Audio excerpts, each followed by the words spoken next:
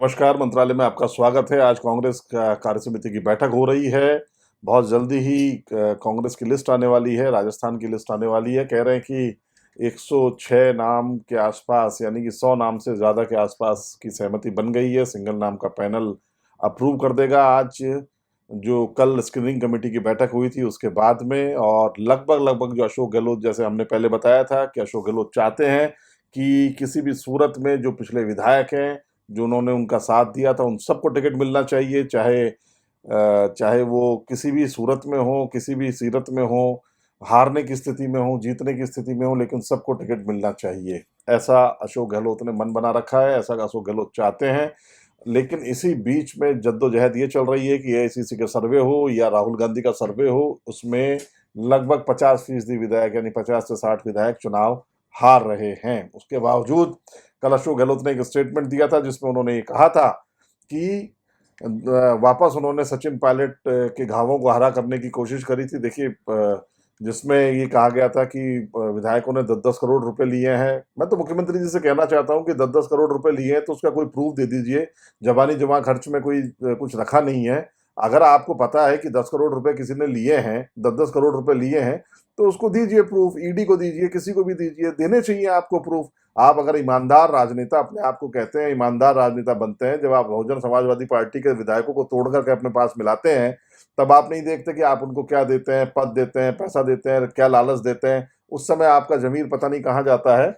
चलिए, कोई बात नहीं। आज हम बात करते हैं इन सब के बीच में एक ऐसे विषय की बात करते हैं। एक महिला है कांग्रेस की, जिसके पीछे मतलब आपने सुना होगा कि दुश्मन का दुश्मन दोस्त होता है। सॉरी, दुश्मन का दुश्मन दोस्त होता है। लेकिन कभी आपने सुना है कि एक महिला को हराने के लिए दुश्मन और दोस्त एक हो जाएं? मतलब आपस में कोई किसी का दुश्मन था, कोई किसी का दोस्त था, सब एक हो गए। अर्चना शर्मा नाम है जयपुर की तेज तर्रार महिला नेता का, जिसके लिए एक लॉबिंग राजीव अरोड़ा ने शुरू करी। मैं आपको एक एक की बात बताऊंगा। राजीव अरोड़ा ने शुरू करी, महेश शर्मा जिसमें साथ लगे, और धीरे धीरे करके ये जो जितने भी घिसे पिटे कारतूस थे कांग्रेस के, जिनको कोई पूछ नहीं रहा था, वो अब वहां पर पहुंच गए अर्चना शर्मा के खिलाफ। क्यों पहुंचे? मालवीय नगर से अर्चना शर्मा तैयारी कर रही थी और पिछले 5 साल से लगातार मालवीय नगर में सक्रिय रही।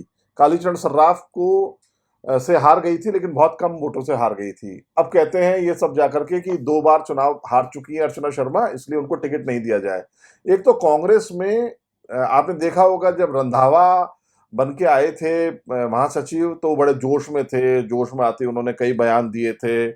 एक तो ये बयान दिया था, उम्र दराज नेताओं को घर बैठना चाहिए। दूसरा, 2 बार हारे हुओं को हम टिकट नहीं देंगे। तीसरा, हम सितंबर में लिस्ट फाइनल कर देंगे। सारे रंधावा के फटाके फुस होते चले गए, शट शट शट शट करके। और उसके बाद में कांग्रेस के अंदर ये जो जिताऊ होगा उसको टिकट मिलेगा, ये हुआ। सर्वे के अंदर जो जिताऊ आएगा उसको टिकट मिलेगा। लास्ट फाइनल बात ये हुई। इसके आधार पर अर्चना शर्मा को, जहां तक हमें सूचना है, मुख्यमंत्री जी की तरफ से ग्रीन सिग्नल दिया गया कि तुम तैयारी करो।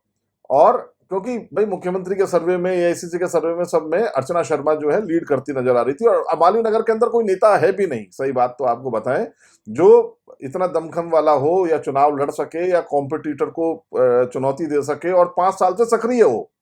तो इसमें पहुंचे कौन साहब सबसे पहले? अब देखिए, राजीव अरोड़ा सचिन पायलट से मिलने पहुंच गए। राजीव अरोड़ा कौन है? अशोक गहलोत के खास। राजीव अरोड़ा का नाम आपने कभी भी जमीनी नेता के रूप में नहीं सुना होगा कि ये इन्होंने कोई पार्षद का भी चुनाव, मतलब पार्षद भी बने हो। या राजीव अरोड़ा का कभी भी आपने, राजीव अरोड़ा केवल अपनी हैसियत जो है उनकी मुख्यमंत्री के नजदीकी होने की हैसियत है। इसके अलावा राजीव अरोड़ा की जमीनी नेता के रूप में तो कोई हैसियत नहीं है। उसके बावजूद मालवीय नगर से टिकट मांगते हैं। रहने वाले दूसरी विधानसभा के हैं, मालवीय नगर से टिकट मांगते हैं।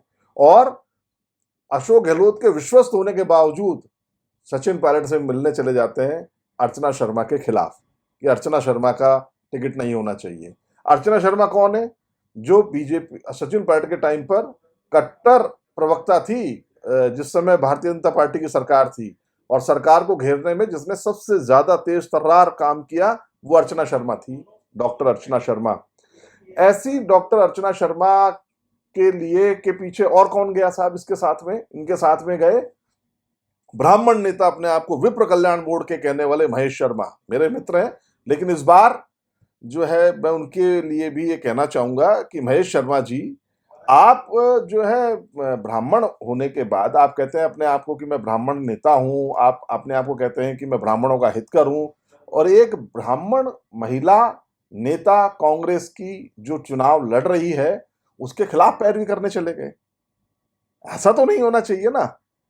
अरे, और राजीव अरोड़ा के साथ चले गए। राजीव अरोड़ा तुम आप तो अच्छी तरह से जानते हैं, आप तो सचिन पायलट के खास रहे हैं, राजीव अरोड़ा अशोक गहलोत के खास रहे हैं। तो ये कौन सी आपने जुगलबंदी कर ली अर्चना शर्मा के खिलाफ, एक ब्राह्मण के खिलाफ आपने ये कौन सी जुगलबंदी कर ली? फिर भी मैं आप सबको बताना चाहता हूं कि महेश शर्मा भी आप जमीनी नेता नहीं है। महेश शर्मा भी सचिन पायलट के टाइम पर महासचिव थे संगठन के। संगठन महासचिव जो होता है, आप ध्यान रखिएगा, जमीनी जुड़ा हुआ नेता नहीं होता कभी भी। संगठन का जो काम करते हैं, जैसे मुमताज मसीह ने बहुत लंबे टाइम तक किया, तो वो भी जमीनी जुड़े हुए नेता नहीं है। महेश शर्मा जो है वो भी जमीनी जुड़े हुए नेता नहीं है। बहुत सारे लोग इस तरह से काम करते हैं। तो जमीनी नेता वो होता है जो 5 साल तक संघर्ष करता है, लगातार लोगों के बीच में रहता है, खड़ा रहता है, उनके सुख दुख में काम में आता है, और मतलब जमीनी नेता उसको कहते हैं। एक आए साहब उनके साथ में संगीता गर्ग, पूर्व सचिव, न लेना न देना, एक पूर्व पार्षद चले गए, एक मेरे भाई कृष्ण हरिद्वाल चले गए, एनएसयूआई के कभी अध्यक्ष हुआ करते थे, उसके बाद धीरे धीरे करके हाशिए पे चले गए कांग्रेस के। तो ये जितने भी हाशिए के लोग थे, हाशिए पे जो लगे हुए थे, ये सारे इकट्ठा हुए, इनका नेतृत्व किया राजीव अरोड़ा ने। मैं वापस कह रहा हूं आपसे कि राजीव अरोड़ा और महेश शर्मा अर्चना शर्मा के खिलाफ आ गए, क्योंकि दोनों ही टिकट मांग रहे हैं मालवीय नगर से, और दोनों ही सचिन पायलट के पास चले गए कि भाई साहब कैसे भी करके अर्चना शर्मा को दूर भगाओ। और अर्चना शर्मा वो है जिन्होंने कांग्रेस के लिए, कांग्रेस के टाइम से, मतलब पिछले 5 सालों के अंदर पद उनको क्या मिला, आप तो सभी को पता है, सलाहकार समाज कल्याण बोर्ड का पद मिला। पद क्या मिला समाज कल्याण बोर्ड का अर्चना शर्मा को? और आप सबको पता है कि समाज कल्याण बोर्ड की क्या स्थिति है। केंद्र सरकार ने उसमें कुछ भी पैसा नहीं दिया, और समाज कल्याण बोर्ड केवल नाम का रह गया, केवल राज्य मंत्री का दर्जा दिया। लेकिन अर्चना शर्मा लगातार सक्रिय रही, ग्राउंड पर सक्रिय रही। मुझे ये एपिसोड करने के लिए आज इसलिए प्रेरित होना पड़ा कि मैं किसी अर्चना शर्मा के पक्ष में या उसके विरोध में या राजीव अरोड़ा के पक्ष में विरोध में नहीं हूं, लेकिन मैं आपको, जनता को ये बताना चाहता हूं कि आप देखिए कि एक महिला, जो मतलब ये कांग्रेस जो है वो कहती है कि 33% आरक्षण हमने किया, और इनकी एक महिला नेत्री जो सबसे सशक्त है, सक्षम है, उसके खिलाफ इतना बड़ा पुरुष वर्ग, जो कि मैं बार बार कह चुका हूं जिनका कोई अस्तित्व नहीं है। राजीव अरोड़ा का राजनीति के अंदर कोई अस्तित्व नहीं है, मुख्यमंत्री के रहमो करम पर है। महेश शर्मा का राजनीतिक कद केवल और केवल सचिन पायलट के रहमो करम पर है। कृष्ण कुमार हरिद्वाल हाशिए पर हैं, किसी जमाने में हुआ करते थे एनएसयूआई के चीफ, लेकिन अब कुछ भी नहीं है। अब एक पार्षद हो या कोई पूर्व सचिव हो, ये सब मिलकर के झुंड बना करके और ऐसे चले जाएं, तो ये उचित नहीं लगता किसी भी सूरत में राजनीति में। जबकि जहां तक हमारी जानकारी है, मुख्यमंत्री अशोक गहलोत ने अर्चना शर्मा को ये कह दिया था कि तुम तैयारी करो और हम जो है तुम्हारे लिए मदद करेंगे। लेकिन कोशिश है, क्योंकि एआईसीसी के सर्वे में बार बार कह रहा हूं कि अर्चना शर्मा का नाम आ गया था और आ गया है आज भी, और हो सकता है कि आज की लिस्ट में अर्चना शर्मा का नाम नहीं आए या आ भी जाए। लेकिन स्थितियां यह है कि अगर अर्चना शर्मा को मालवीय नगर से टिकट कांग्रेस काटती है, तो लगता है कि कहीं ना कहीं फिर कांग्रेस को खामियाजा भुगतना ही पड़ेगा इस तरीके की चीजों का। और मैं एक बार फिर बता चुका हूं कि अशोक गहलोत ये चाहते हैं कि उनके समर्थक विधायकों के सबके टिकट मिले, सबके। अब कोई 10 एक नाम आप काट दो तो काट दो। तो ऐसी स्थिति के अंदर जब 90 के 90 विधायक जाएंगे, अरे 10 करोड़ रुपए लेने की बात मुख्यमंत्री जी आप करते हो। आपने देखा है विधायकों ने खुली लूट मचाई है, आपने खुली छूट दी है अफसरों को और विधायकों को लूटने की। और हर विधायक ने, मतलब मैक्सिमम, मैं आपसे कह रहा हूं 90% विधायक जितने भी हैं अशोक गहलोत खेमे के, सबने खुल करके भ्रष्टाचार किया है, खुल करके भ्रष्टाचार किया है। ऐसी शिकायतें एसीडी को भी मिली है, सब जगह पे मिली है, मुख्यमंत्री जी आपको भी मिली है, एआईसीसी में भी गई है, राहुल गांधी में भी गई है, राहुल गांधी के पास भी गई है। लेकिन केवल और केवल आपको अपनी कुर्सी बचानी थी, इसलिए आप भी चुप रहे, अफसरों के हाथों में खेलते रहे, कठपुतली बन के खेलते रहे मुख्यमंत्री जी। और आज स्थिति ये हो गई कि कांग्रेस के सारे अग्रिम संगठन गौण हो गए, मतलब महिला कांग्रेस, एनएसयूआई, सेवा दल, मतलब एक कोई संगठन आपका काम का नहीं रहा, सिर्फ नाम मात्र के संगठन रह गए।